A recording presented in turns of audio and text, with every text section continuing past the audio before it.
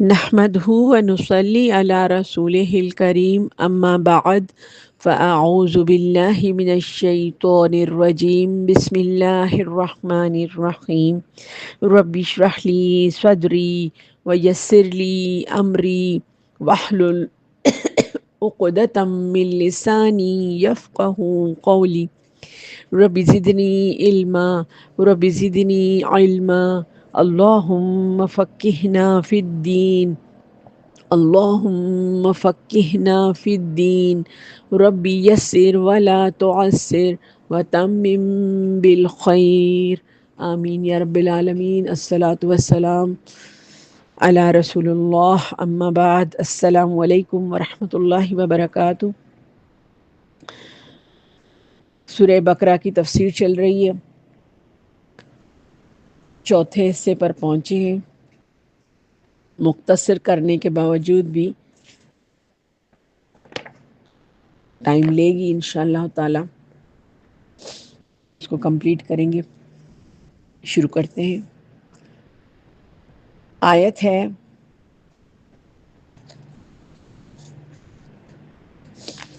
اللہ تعالیٰ کا ارشاد ہے، پھر اس کے بعد تمہارے دل پتھر جیسے بلکہ اس سے بھی زیادہ سخت ہو گئے. بعض پتھروں سے تو نہریں بہہ نکلتی ہیں اور بعض پھٹ جاتے ہیں اور ان سے پانی نکل آتا ہے، اور بعض اللہ تعالیٰ کے ڈر سے گر پڑتے ہیں، اور تم اللہ تعالیٰ کو اپنے اعمال سے غافل نہ جانو. حضرت حذیفہ رضی اللہ تعالیٰ عنہ سے روایت ہے کہ میں نے رسول اللہ صلی اللہ علیہ وآلہ وسلم سے یہ فرماتے ہوئے سنا، فتنے دلوں پر ایسے آئیں گے کہ ایک کے بعد ایک، جیسے بوریے کی تیلیاں ایک کے بعد ایک ہوتی ہیں. پھر جس دل میں وہ فتنہ رچ بس جائے تو اس میں سے ایک کالا داغ پیدا ہوگا، اور جو دل اس کو نہ مانے گا اس میں سے ایک سفید نورانی دھبا ہوگا. یہاں تک کہ اسی طرح کالے اور سفید دھبے ہوتے ہوتے دو قسم کے دل ہو جائیں گے. ایک تو خالص سفید دل، چکنے پتھر کی طرح، جس کو کوئی فتنہ نقصان نہیں پہنچائے گا اور جب تک کہ آسمان اور زمین قائم رہیں. اور دوسرے کالا سفیدی مائل یا اوندھے کوزے کی طرح، جو نہ کسی اچھی بات کو اچھی سمجھے گا نہ بری بات کو بری، مگر جو اس کے دل میں بیٹھ جائے. اللہ اکبر. اللہ پاک سے دعا ہے رب کریم سے کہ ہمیں ایسے لوگوں میں شامل فرمائے جو فتنوں کے دور میں زندگی گزار رہے ہیں، تو ان کے دل ان فتنوں سے دور ہو جائیں، اپنے ایمان پر قائم رہیں اور ان کے دلوں میں سفید نورانی دھبا آ جائے اور وہ آہستہ آہستہ بڑھتا اور ہمارے دل کو پاک کر دے. حضرت نعمان بن بشیر رضی اللہ تعالیٰ عنہ سے روایت ہے کہ میں نے رسول اللہ صلی اللہ علیہ وآلہ وسلم سے یہ فرماتے ہوئے سنا، بے شک حلال بالکل واضح ہے اور حرام بھی بالکل واضح ہے، البتہ حلال و حرام کے درمیان ایسی چیزیں ہیں جو دونوں سے ملتی ہیں، یعنی اس میں شبہ ہے، ان کو بہت سے لوگ ان کو نہیں جانتے. تو جو شبہوں سے بچا وہ اپنے دین اور آبرو کو سلامت لے گیا، اور جو شبہوں میں پڑ گیا آخر حرام میں بھی پڑ گیا. جیسے وہ چرانے والا چراگاہ یعنی روکی ہوئی زمین کے آس پاس چراتا ہے، اس کے جانور چراگاہ کو بھی چر جائیں گے. خبردار ہو، ہر بادشاہ کا ایک چراگاہ ہوتا ہے. خبردار ہو، اللہ تعالیٰ کا چراگاہ اس کی حرام کی ہوئی چیزیں ہیں. جان رکھو، بے شک بدن میں ایک گوشت کا ٹکڑا ہے، اگر سنور گیا تو سارا بدن سنور گیا، اور جو بگڑ گیا تو سارا بدن بگڑ گیا. یاد رکھو وہ ٹکڑا دل ہے. اللہ اکبر. یعنی ہمارے جسم کے اندر جو دل ہے وہی ہماری اچھائی اور برائی پر منحصر ہے. اگر وہ سدھر گیا، سنور گیا تو ہمارا پورا بدن سنور جائے گا، اور وہ بگڑ گیا تو ہمارا پورا بدن بگڑ جائے گا. اگلی آیت ہے، اللہ تعالیٰ کا ارشاد ہے کہ میں ان میں سے بعض ان پڑھ ایسے بھی ہیں کہ جو کتاب کے صرف ظاہری الفاظ کو ہی جانتے ہیں اور صرف گمان ہی اور اٹکل ہی پر ہیں۔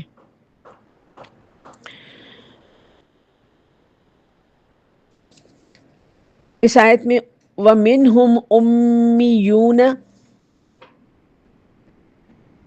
اس میں امیون جو ہے وہ امی کی جمع ہے، اور امی اسے کہتے ہیں جس نے نہ پڑھا لکھا کچھ بھی نہ ہو، یعنی کہ ان پڑھ ہو، ٹھیک ہے۔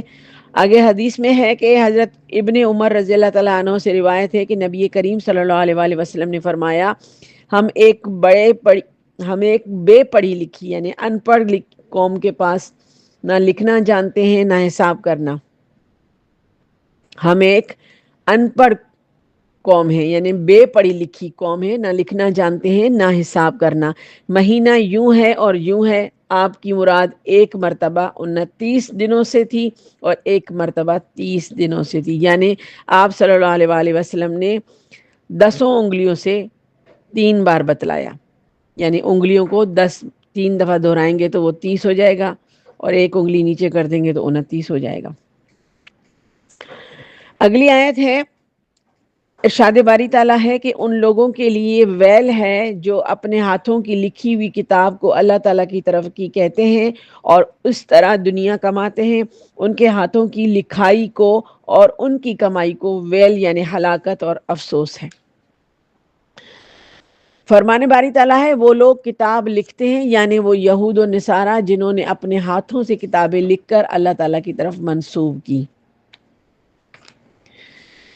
اگلی آیت ہے کہ اللہ تعالیٰ کا ارشاد ہے، آپ کہہ دیجئے کہ اگر آخرت کا گھر صرف تمہارے ہی لیے ہے، آخرت کا گھر صرف تمہارے لیے ہی ہے، اللہ کے نزدیک اور کسی کے لیے نہیں، تو آؤ اپنی سچائی کے ثبوت میں موت طلب کرو، لیکن اپنی کرتوتوں کو دیکھتے ہوئے کبھی بھی موت نہیں مانگیں گے، اللہ تعالیٰ ظالموں کو خوب جانتا ہے۔ ان آیات میں مخاطب جو ہیں وہ یہود ہیں۔ حضرت ابن عباس رضی اللہ تعالی عنہ سے روایت ہے کہ ابو جہل نے کہا، اگر میں محمد صلی اللہ علیہ وآلہ وسلم کو کعبے کے پاس نماز پڑھتے دیکھ لیا تو آ کر ان کی گردن روندوں گا، نعوذ باللہ۔ تو رسول اللہ صلی اللہ علیہ وآلہ وسلم نے فرمایا، اگر وہ ایسا کرنے آیا تو فرشتے اسے سب کی نگاہوں کے سامنے اچک لیں گے، اور یہود اگر موت کی تمنا کر لیں تو سب مر کر جہنم میں اپنا ٹھکانہ نہ دیکھ لیں گے۔ یہود اگر موت کی تمنا کر لیں تو سب مر کر جہنم میں اپنا اپنا ٹھکانہ دیکھ لیں گے۔ اگر وہ رسول اللہ صلی اللہ علیہ وآلہ وسلم سے مباہلہ کرنے لگے تو گھر واپس آنے پر نہ کوئی مال پائے گا اور نہ کوئی اہل و عیال۔ استغفر اللہ۔ اگلی آیت ہے، اللہ تعالیٰ کا ارشاد ہے، آپ کہہ دیجئے اے نبی، آپ کہہ دیجئے کہ جو جبریل کا دشمن ہے، جبرائیل علیہ السلام کا دشمن ہو، جس نے آپ کے دل پر پیغام باری تعالیٰ اتارا ہے، جو پیغام ان کے پاس کی کتاب کی تصدیق کرنے والا ہو اور مومنوں کو ہدایت اور خوشخبری دینے والا، تو اللہ بھی اس کا دشمن ہے۔ جو شخص اللہ کا اور اس کے فرشتوں اور اس کے رسولوں اور جبرائیل اور میکائیل کا دشمن ہو، ایسے کافروں کا دشمن خود اللہ رب العزت ہے۔ اللہ اکبر۔ یہودی جو تھے ان کا یہ گمان تھا کہ جبرائیل علیہ السلام ان کے دشمن ہیں۔ اس کے سبب یہ ہے کہ وہ سمجھتے ہیں کہ جب وہ اللہ کے کسی حکم کو نہیں مانتے تو جبرائیل علیہ السلام ان پر عذاب لاتے ہیں، اور جنگوں میں ہمیشہ وہ دشمنوں کے ساتھ رہتے ہیں، اور اسی وجہ سے یہ شکست کھا جاتے ہیں۔ اسی لیے اللہ تعالیٰ نے ان کے اس بہتان کی تردید کرتے ہوئے فرمایا، اے نبی آپ کہہ دیجئے کہ جو جبرائیل کا دشمن ہو، جس نے آپ کے دل پر پیغام باری تعالیٰ اتارا ہے، جو پیغام ان کے پاس کی کتاب کی تصدیق کرنے والا اور مومنوں کو ہدایت اور خوشخبری دینے والا ہے، جبرائیل علیہ السلام ان کے دشمن کیسے ہو سکتے ہیں، کیونکہ وہ اللہ کی اجازت کے بغیر آتے ہی نہیں، اور یہ کتاب جو محمد صلی اللہ علیہ وآلہ وسلم پر اتاری گئی ہے تصدیق کر رہی ہے کہ اس کتاب کی جو ان کے پاس ہے اس میں سے ہدایت اور خوشخبری ہے مومنوں کے لیے۔ یہودیوں کو شک ہو گیا تھا کہ جبرائیل علیہ السلام ہمارے دشمن ہیں۔ اگلی حدیث مبارکہ ہے، حضرت انس رضی اللہ تعالیٰ عنہ نے بیان کیا کہ جب عبداللہ بن سلام رضی اللہ تعالیٰ عنہ جو یہود کے بڑے عالم تھے، رسول اللہ صلی اللہ علیہ وآلہ وسلم کی طرف مدینہ تشریف لانے کی خبر سنی تو اپنے باغ میں پھل توڑ رہے تھے۔ وہ اسی وقت نبی کریم صلی اللہ علیہ وآلہ وسلم کی خدمت میں حاضر ہوئے اور عرض کیا کہ میں آپ سے ایسی 3 چیزوں کے متعلق پوچھتا ہوں جنہیں نبی کے سوا اور کوئی نہیں جانتا۔ بتلائیے قیامت کی نشانیوں میں سب سے پہلی نشانی کیا ہے؟ سب سے پہلی نشانی کیا ہے؟ تو اہل جنت کے دعوت کے لیے سب سے پہلے کیا چیز پیش کی جائے گی؟ بچہ کب اپنے باپ کی صورت میں ہوگا اور کب اپنی ماں کی صورت پر؟ آپ صلی اللہ علیہ وآلہ وسلم نے فرمایا، مجھے ابھی جبرائیل علیہ السلام نے آ کر ان کے متعلق بتایا ہے۔ عبداللہ بن سلام بولے، جبرائیل نے فرمایا ہاں۔ عبداللہ بن سلام نے کہا کہ وہ تو فرشتوں میں یہودیوں کے دشمن ہیں۔ اس پر آپ صلی اللہ علیہ وآلہ وسلم نے یہ آیت تلاوت کی، ترجمہ کر رہی ہوں، اور ان کے سوالات کے جواب میں فرمایا، قیامت کی سب سے پہلی نشانی ایک آگ ہوگی جو انسانوں کو مشرق سے مغرب کی طرف جمع کر لائے گی، مشرق سے مغرب کی طرف جمع کر لائے گی۔ دوسرے سوال کا جواب تھا، اہل جنت کی دعوت میں جو کھانا سب سے پہلے پیش کیا جائے گا وہ مچھلی کے جگر کا بڑھا ہوا حصہ ہوگا۔ تیسرے سوال کا جواب ہے، اور جب مرد کا پانی عورت کے پانی پر غلبہ کر جاتا ہے تو بچہ باپ کی شکل پر ہوتا ہے، اور جب عورت کا پانی مرد کے پانی پر غلبہ کر جاتا ہے تو بچہ ماں کی شکل پہ ہوتا ہے۔ عبداللہ بن سلام رضی اللہ تعالیٰ عنہ بول اٹھے، اشہد ان لا الہ الا اللہ واشہد ان رسول اللہ واشہد انک رسول اللہ، میں گواہی دیتا ہوں کہ اللہ کے سوا کوئی معبود نہیں، اور گواہی دیتا ہوں کہ آپ اللہ ہی کے رسول ہیں۔ پھر عرض کیا، یا رسول اللہ، یہودی بڑی بہتان باز قوم ہے، اگر اس سے پہلے کہ آپ میرے متعلق ان سے کچھ پوچھیں انہیں میرا اسلام کا پتہ چل گیا تو وہ مجھ پر بہتان تراشیاں شروع کر دیں گے۔ بعد میں جب یہودی آئے تو نبی کریم صلی اللہ علیہ وآلہ وسلم نے دریافت کیا کہ عبداللہ تمہارے یہاں کیسے آدمی سمجھے جاتے ہیں؟ وہ کہنے لگے، ہم میں سے سب سے بہتر اور ہم میں سے سب سے بہتر کے بیٹے، ہمارے سردار اور ہمارے سردار کے بیٹے ہیں۔ تو آپ صلی اللہ علیہ وآلہ وسلم نے فرمایا، اگر وہ اسلام لے آئیں پھر تمہارا کیا خیال ہوگا؟ کہنے لگے، اللہ تعالیٰ اس سے انہیں پناہ میں رکھے۔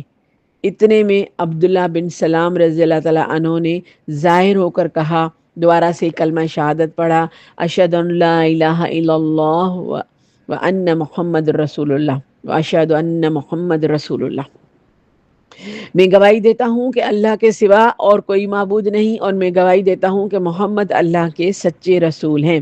اب وہی یہودی ان کے بارے میں کہنے لگے، یہ ہم میں سے سب سے بدتر ہے اور سب سے بدتر شخص کا بیٹا ہے، اور ان کی توہین شروع کر دی۔ عبداللہ بن سلام رضی اللہ تعالیٰ عنہ نے کہا، یا رسول اللہ، یہی وہ چیز تھی جس کا مجھے خوف تھا۔ اللہ اکبر، اللہ اکبر۔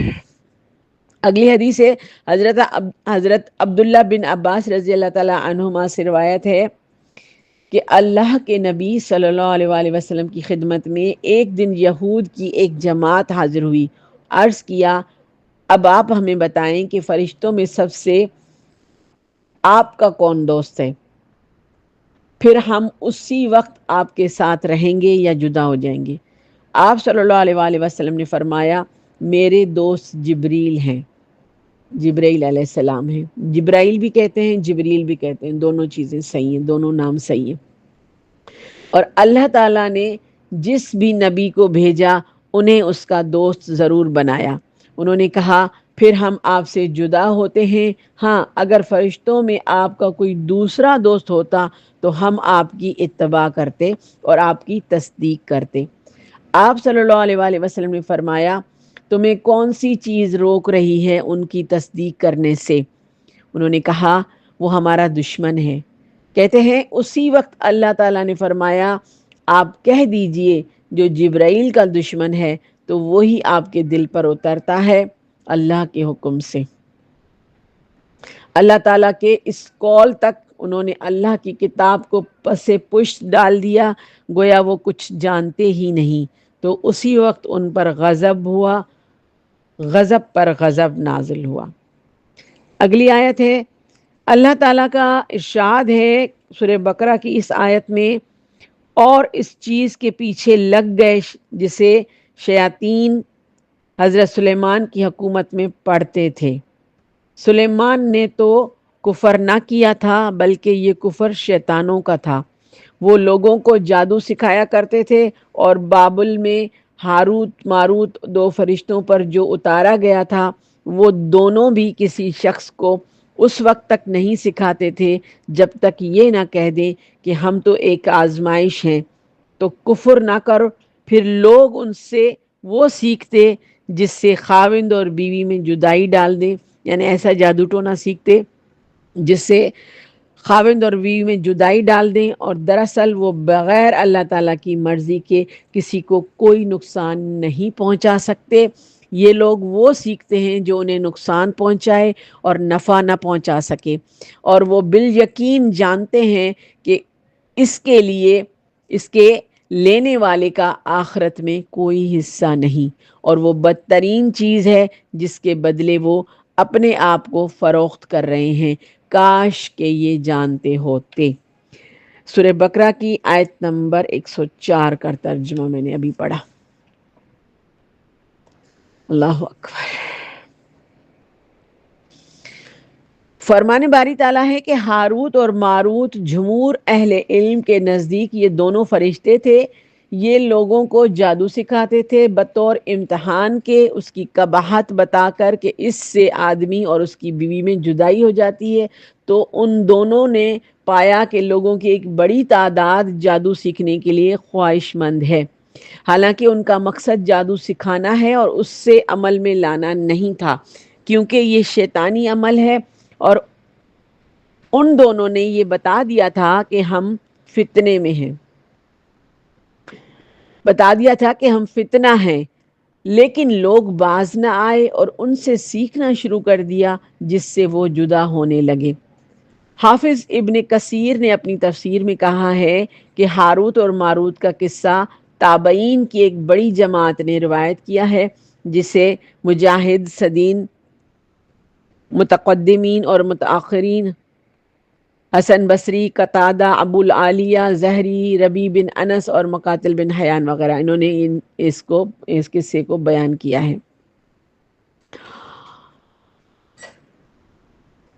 ان آیات سے ظاہر ہوا کہ یہود نے جادو کو ان شیاطین سے سیکھا ہے جن کا مقصد لوگوں کو گمراہ کرنا ہے اور ان میں فتنہ و فساد پھیلانا ہے، جیسا کہ انہوں نے دونوں نیک فرشتوں سے جادو سیکھا، حالانکہ وہ بطور امتحان کے بھیجے گئے تھے، لیکن انہوں نے اپنی خواہشات کے مطابق سیکھا اور انبیاء اور رسل کی تعلیمات کو ترک کر دیا۔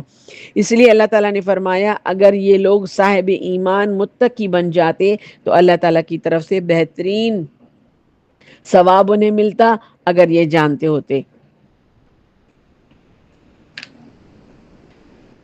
اگلی آیت ہے، اللہ تعالیٰ کا ارشاد ہے جس آیت کو ہم منسوخ کر دیں یا بھلا دیں اس سے بہتر یا اس جیسی اور لاتے ہیں، کیا تو نہیں جانتا کہ اللہ تعالیٰ ہر چیز پر قادر ہے؟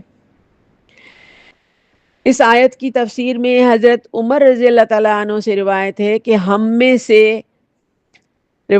ہم میں سب سے بہتر قاری قرآن ابی بن کعب رضی اللہ تعالیٰ عنہ ہیں، اور ہم میں سے سب سے زیادہ علی رضی اللہ تعالیٰ عنہ میں قضا یعنی فیصلے کرنے کی صلاحیت ہے۔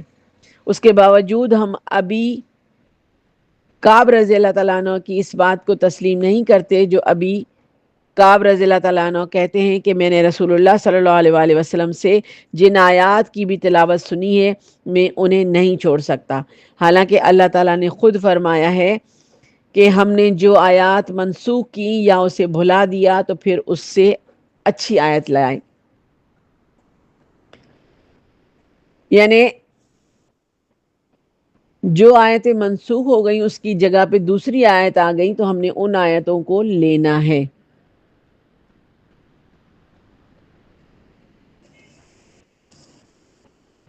اس آیت میں یہود پر رد ہے جو اس بات کے قائل ہیں کہ اللہ تعالیٰ کے احکام میں نسخ نہیں ہوتا، حالانکہ پچھلی کتابوں اور پچھلی شریعتوں میں نسخ واقع ہوا ہے، جیسا کہ آدم علیہ السلام کے لیے اپنے بیٹوں کی شادی اپنے بیٹوں سے کرنا جائز تھا، بیٹیوں کی شادی اپنے بیٹوں سے کرنا جائز تھا، پھر اسے حرام کر دیا گیا. اسی طرح نوح علیہ السلام جب کشتی سے باہر آئے تو سارے حیوانوں کا کھانا جائز تھا، پھر بعض کی حلت منسوخ ہو گئی.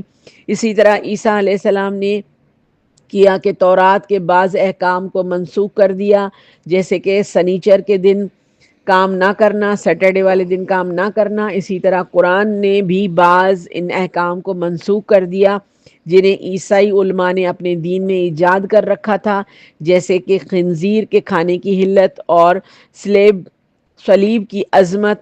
لہٰذا یہ ہر فیصلہ مطلق طور پر اللہ تعالیٰ کے ہاتھ میں ہے، وہ جو چاہتا ہے باقی رکھتا ہے اور جو چاہتا ہے منسوخ کر دیتا ہے.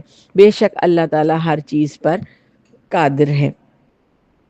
آج کے لیے اتنا ہی، انشاءاللہ اگلی آیت کے ساتھ اگلی آڈیو میں حاضر ہو جائیں گے.